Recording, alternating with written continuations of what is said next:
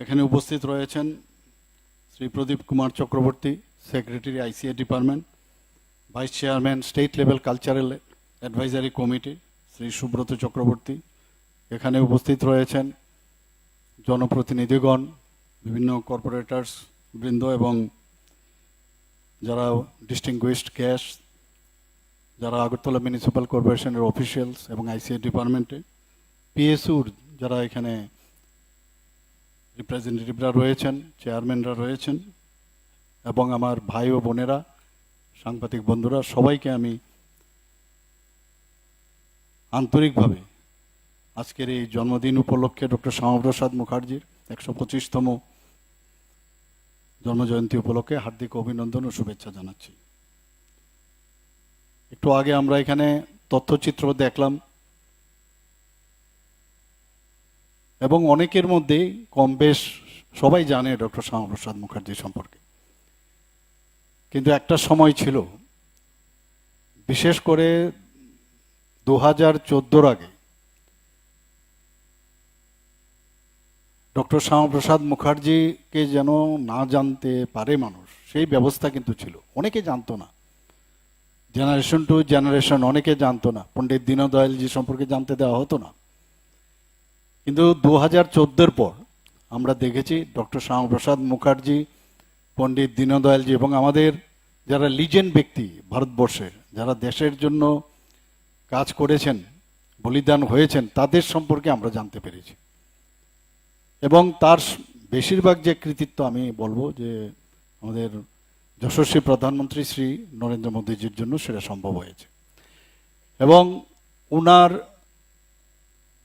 যে চিন্তা ভাবনা, যেগুলো উনি চিন্তা করেছিলেন জীবিতকালে, উনি যেগুলো যে বীজ পুঁতে দিয়েছিলেন, সেইগুলোর যদি আমরা দেখি আজকের তারিখে আক্ষরিক অর্থে মাননীয় প্রধানমন্ত্রী সেগুলো আজকে ইমপ্লিমেন্টেশন করেছেন।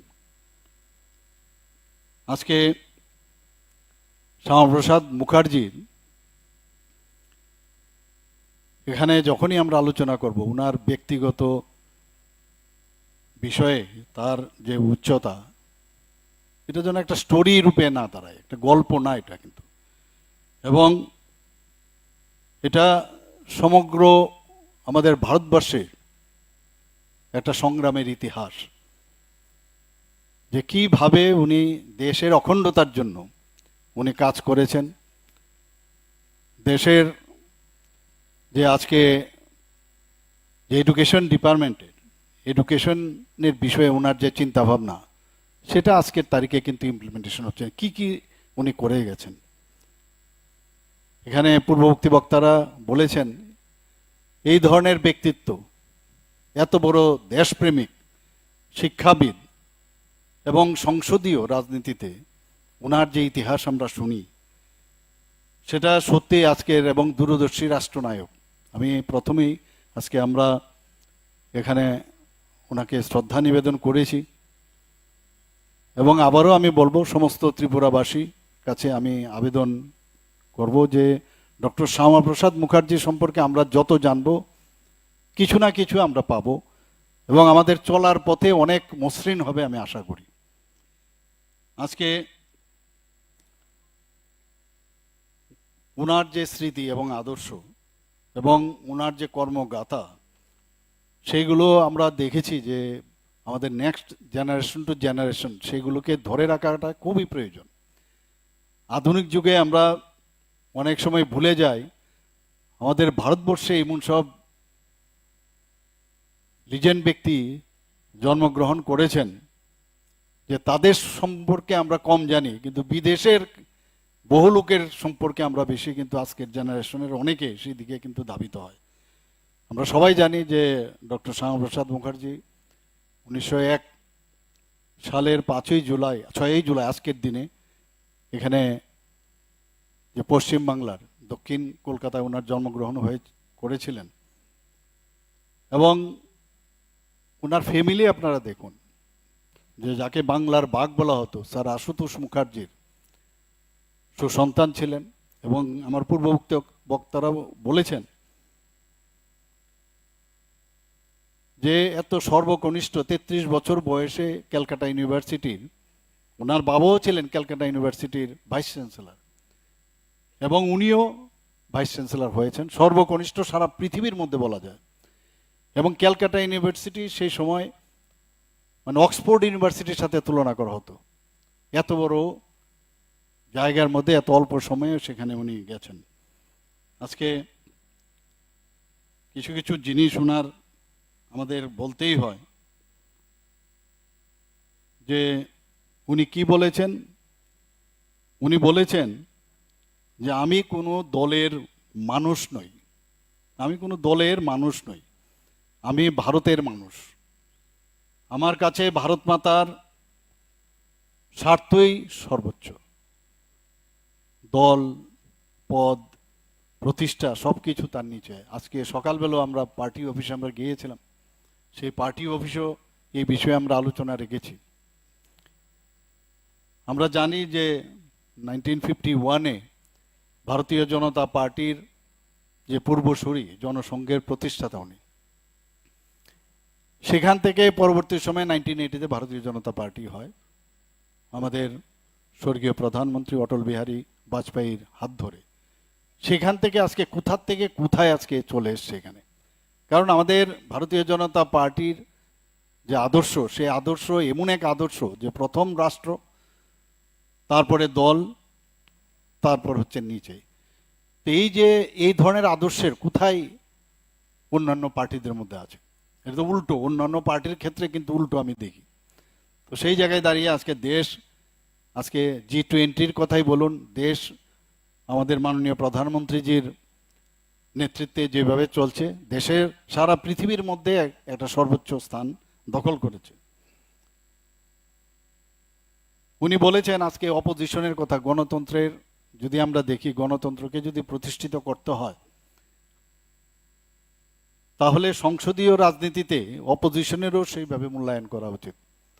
ওনার যে বক্তব্য সে বিষয়ে বলে, ভারতের সংসদে এমন বিরোধী কণ্ঠস্বর থাকা উচিত যা সরকারের প্রতিটি ভুলকে প্রশ্ন করতে পারে, প্রতিটি অবিচারের বিরুদ্ধে রুখে দাঁড়াতে পারে, এবং সেই কণ্ঠস্বর হওয়াটাই আমার দায়িত্ব। আজকাল আমরা বিরোধী পলিউটেড হয়ে গেছে অনেক জায়গার মধ্যে চিন্তা ভাবনায়, কিন্তু আমি বলবো যারা অপোজিশনেও আছে বা আমরাও যেখানে অপোজিশনে আছি, যে কনস্ট্রাকটিভ চিন্তা ভাবনার মাধ্যমে, সেটা বিধানসভাতেই হোক, সেটা পার্লামেন্টেই হোক, রাজ্যসভাতেই হোক, সেখানে সব জায়গার মধ্যেই একটা কনস্ট্রাকটিভ এবং মানুষের জন্য, দেশের জন্য কথা বলা, এবং এইগুলো কিন্তু মানুষ গ্রহণ করে, এবং এইগুলোই মানে স্বর্ণাক্ষরে লেখা থাকে। এবং এই বিষয়ে একটু আমাদের প্রারম্ভিক ভাষণে আমাদের প্রদীপবাবু বলছিলেন যে একটা ইতিহাসের যে স্বর্ণাক্ষরে যদি লেখা থাকে, সেটা হচ্ছে ডক্টর শ্যামাপ্রসাদ মুখার্জির যে ইতিহাস উনি সৃষ্টি করে গেছেন সেটাই। সেইভাবে আমাদের প্রতিটি মানুষ আমরা যদি কাজ করি, সব জায়গায়, বাইরেই হোক, আমাদের বিধানসভার ভিতরেই হোক, পার্লামেন্টের ভিতরেই হোক, বাইরে হোক, সব জায়গায় কনস্ট্রাকটিভ চিন্তা ভাবনার যদি আলোচনা করা হয়, সরকার যদি ভুল করে তো সেই ভুলটা ধরিয়ে দেওয়া উচিত, এর মধ্যে কোনো সমস্যা নেই। সেখান থেকে যারা সরকারে থাকবে সেখান থেকে তারা শিক্ষা নেবে। উনি কি বলেছেন, যদি দেশ, আমরা সবাই জানি যে পশ্চিমবাংলার যিনি আজকে সৃষ্টি করে গেছেন তার নাম হচ্ছে ডক্টর শ্যামাপ্রসাদ মুখার্জি। উনি কিন্তু কোনো অবস্থায় চাননি যে দেশ ভাগ হোক, বারবার বলছেন যে আমি না, দেশ কোনো অবস্থায় ভাগ হতে দেব না। কিন্তু আমরা সবাই জানি যে গ্রেটার ক্যালকাটা কিলিং এবং আমাদের যে নোয়াখালীর যে রাইট হয়েছে, তখন উনি বুঝলেন যে অসম্ভব, এইভাবে থাকা যাবে না, পশ্চিমবঙ্গকে আলাদাভাবে কোনো অবস্থায় বাংলার সাথে, পশ্চিমবাংলাকে ইস্ট পাকিস্তানের সাথে যুক্ত হতে দেওয়া উচিত নয়। এবং তার দেখুন কত দূরদর্শী নেতৃত্ব উনি ছিলেন। আমরা দেখেছি যে কাশ্মীরের কি অবস্থা হয়েছিল, সেখানে যারা পণ্ডিত, হিন্দু পণ্ডিত যারা ছিলেন, তাদেরকে কিভাবে সেখানে যে মেজরিটির নাম দিয়ে তাদেরকে নৃশংসভাবে হত্যা, ধর্ষণ, অগ্নিসংযোগ কি না করেছে এই কাশ্মীরি পণ্ডিতদের। তিনি বুঝতে পেরেছিলেন অসম্ভব, এই মৌলবাদী যারা আছেন তাদের সাথে থাকা যাবে না। এবং সেই কারণেই আজকে পশ্চিমবঙ্গের সৃষ্টি হয়েছে। আপনারা জানেন যে গত 20শে জুন এই বঙ্গ দিবস হিসাবে পালন করা হয়েছে, বিশেষ করে হিন্দু বাঙালিদের জন্য। এটা সাংঘাতিক বিষয়। সেটা আজকে হিন্দু বাঙালিরা কোথায় যেত? তাদের স্থানই ছিল না। এবং সেই কারণে উনি কি বলেছেন, যদি দেশ ভাগই হয় তবে বাংলারও ভাগ হোক। পাকিস্তানের হিন্দুদের থাকার কোনো উপায় নেই, পশ্চিমবঙ্গ যেন ভারতের অংশ থাকে, এটাই আমার একমাত্র দাবি। উনি এক জায়গায় বলেছেন যে নেহরুজি এবং লিকায়াত ওনারা কি করেছেন, পাকিস্তান বানিয়েছেন ভারত থেকে আলাদা হয়ে। আর আমি পাকিস্তানকে আমি আলাদা করেছি এই পশ্চিমবাংলা তৈরি করে। এই যে বিষয়গুলো আছে আজকে, এইগুলো কিন্তু আমাদের মানে ভাববার বিষয়। উনি সবসময় বলতেন আমার চিন্তা ও কর্ম রাষ্ট্র ও আমাদের সংস্কৃতি। দেশের ঐক্য, অখণ্ডতা, সার্বভৌমত্ব রক্ষার প্রশ্নে ওনার যে আত্মত্যাগ, এটা একটা অবিস্মরণীয় অধ্যায় হিসাবে নেক্সট জেনারেশন টু জেনারেশন এগুলো মনে রাখার খুব প্রয়োজন। এবং আজকে আমরা এখানে সবাই একত্রিত হয়েছি ওনাকে স্মরণ করার জন্যই। কারণ আমরা কিন্তু অনেক সময় ভুলে যাই, আমাদের স্মৃতিতে ভুলবার যে প্রবণতা, এটা ফিজিওলজিক্যাল, যাতে ভুলে না যায় তার জন্যই আমাদের এই ধরনের, যখন ওনার বলিদান দিবসও আমরা এখানে বসেছিলাম, কথা বলেছি এখানে, আজকে ওনার জন্মদিন উপলক্ষে আমরা এখানে বারবার বলা এবং ওনার সম্পর্কে জানা, তাতে করে আমাদের সমৃদ্ধ হবে, আমাদের জ্ঞানও সমৃদ্ধ হবে এবং আমাদের নেক্সট জেনারেশনের জন্য এটা হাতিয়ার হবে আগে চলার ক্ষেত্রে। মানে ওনার যে অবদান সেই সম্পর্কে মানুষকে জানান দরকার। উনি কি বলেছেন, ভারত আমার মাতৃভূমি, এই মাতৃভূমির জন্য আমি প্রয়োজনে সর্বস্ব উৎসর্গ করতে প্রস্তুত এবং জাতির ঐক্য এবং সার্বভৌমত্বের জন্য আমি প্রাণ দিতেও প্রস্তুত বলেছেন এবং করেও দেখিয়েছেন। আমরা সবাই জানি যে পারমিট লাগবে, 370 ধারা, তার বিরুদ্ধে উনি যখন প্রতিবাদ করলেন, আমার পূর্ববর্তী বক্তারা এবং এখানে আমরা যে ভিডিওতে আমরা দেখেছি যে একটা দেশের মধ্যে একটা পতাকা থাকবে, একজন প্রধান থাকবেন। তো এই যে জায়গার মধ্যে উনি এই যে জিনিসটা করেছেন, যে আমরা সবাই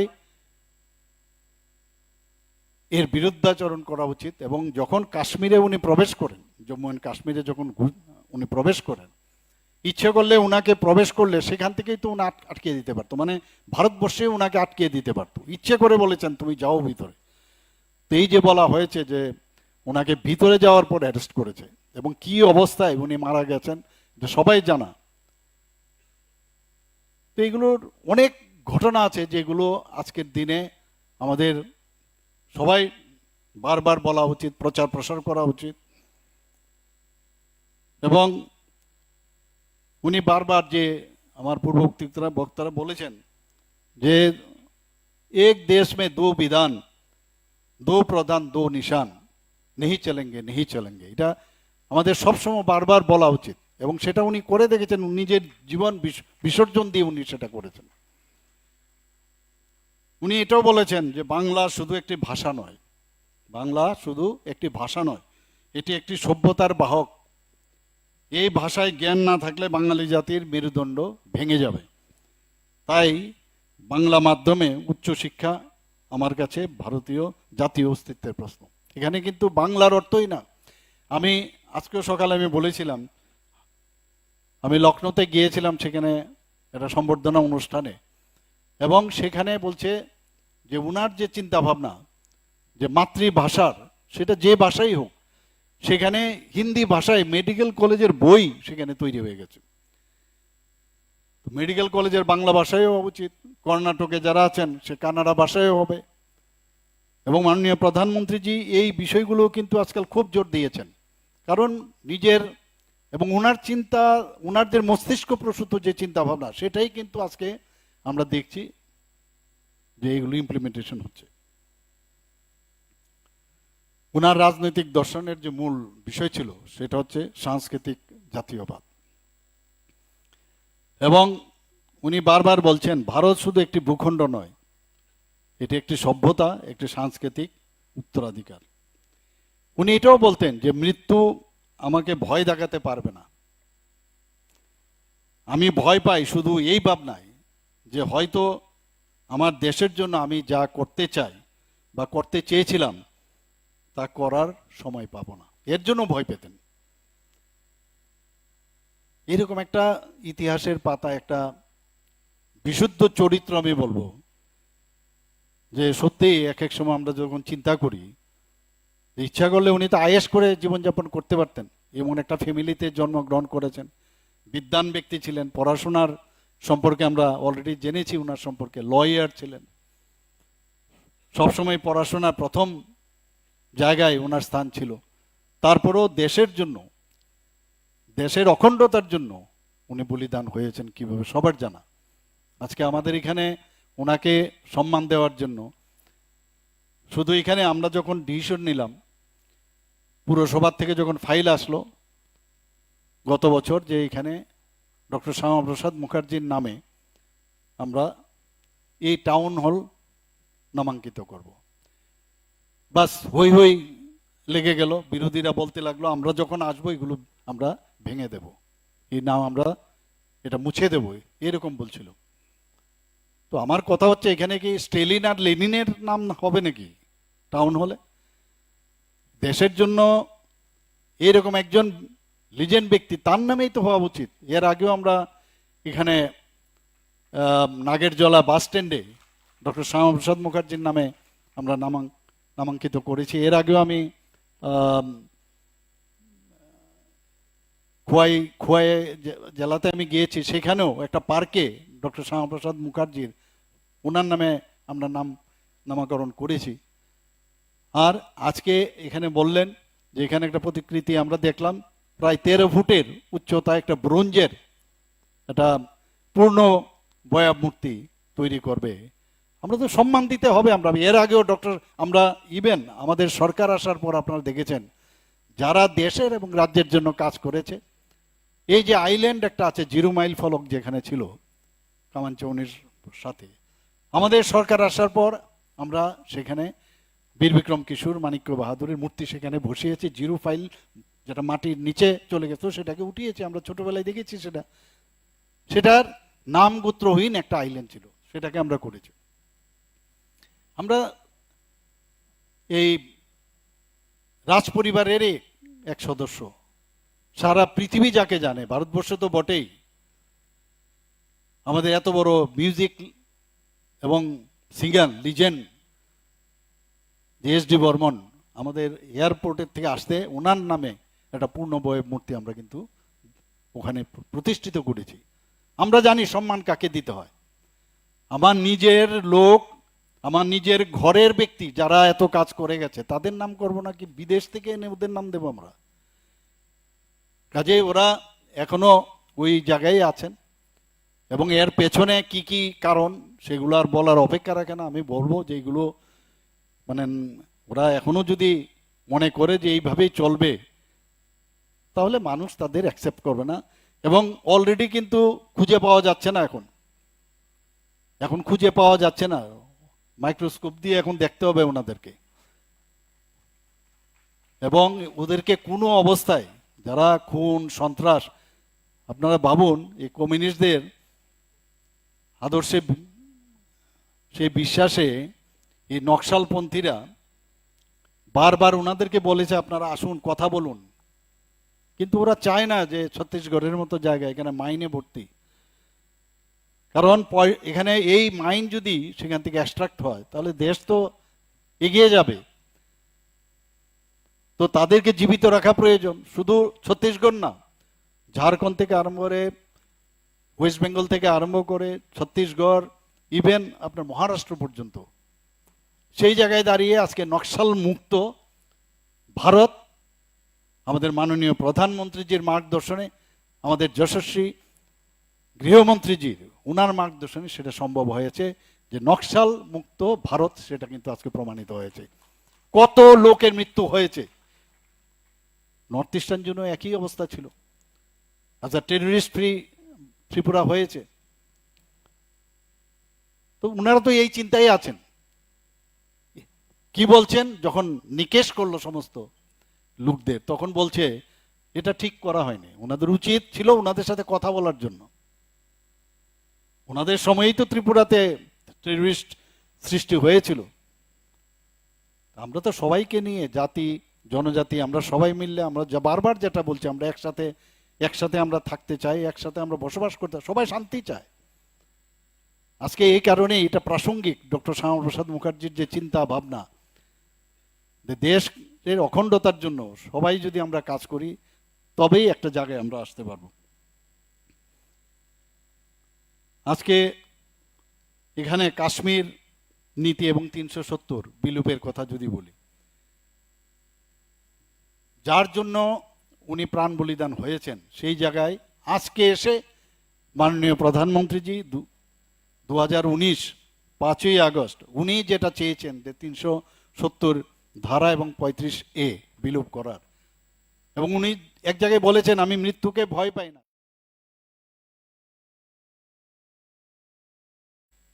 কিন্তু উপর থেকে উনি দেখছেন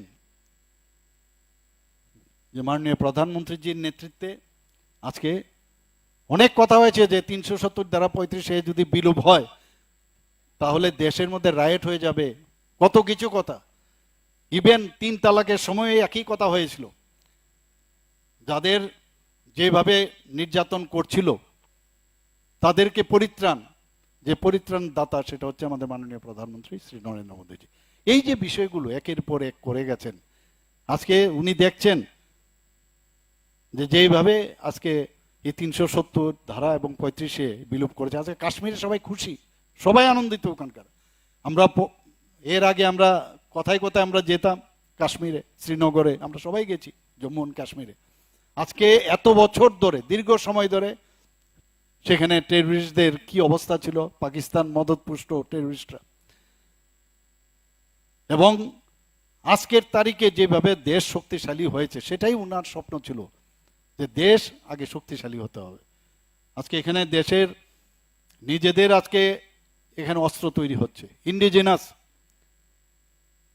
আজকে এখানে এয়ারক্রাফটের, হেলিকপ্টার থেকে আরম্ভ করে মাননীয় প্রধানমন্ত্রীজি কিছুদিন আগে বলেছেন যে আমাদের আত্মনির্ভর হতে হবে। আত্মনির্ভর এই যে চিন্তা ভাবনা কার ছিল, সেটা ডক্টর শ্যামাপ্রসাদ মুখার্জির সেটা ছিল, এবং সেই কাজটা আজকে ভারতবর্ষে হচ্ছে।